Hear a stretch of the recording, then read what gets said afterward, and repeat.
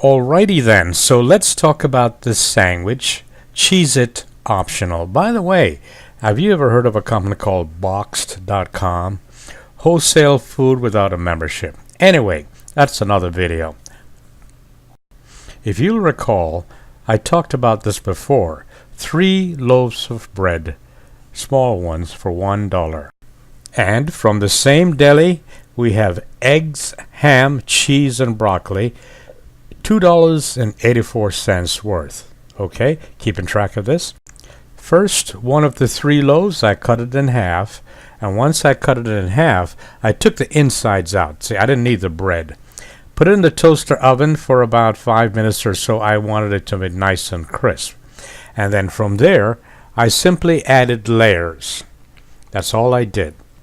Again, from my deli store, the first layer I added was the cooked eggs out of my $2.84 worth of deli stuff.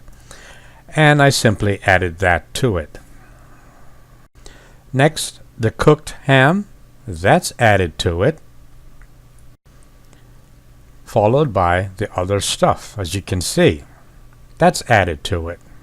And of course, Mom would be proud, I added some broccoli. I'm not a big fan of broccoli, but hey, it does add to it, doesn't it? And on top of it all, I added some cheese. Now, I've got to tell you, I think I used the wrong cheese because this cheese did not melt as well as I thought it should. So when you make your sandwich, use the cheese that melts easier. After that, into the oven it went. And that's about it. Put it in, close the door, set the temperature, if I recall, at about 400 degrees. And then, while that's in the oven, I made a cup of soup, one of those packaged soups. Not very good, you know. I think you're better off making your own soup and then freeze the excess. So, while the first one is in the oven, I made a second one with the second half. Remember, I cut them in 2 and they're 2 separate halves. So I made another sandwich because I know me. And I know that once I finish one sandwich, I would want to have another. And I want to make sure that's available. As for how long it stayed in the oven, well, I would strongly suggest you keep an eye on it.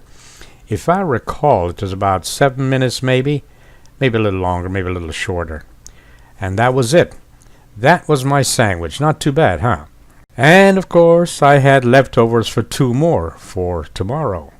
The Cheez-It is optional, of course. You can use whatever crackers you want. So that's it. That's my sandwich. I had this sandwich with some Cheez-It and a cup of soup.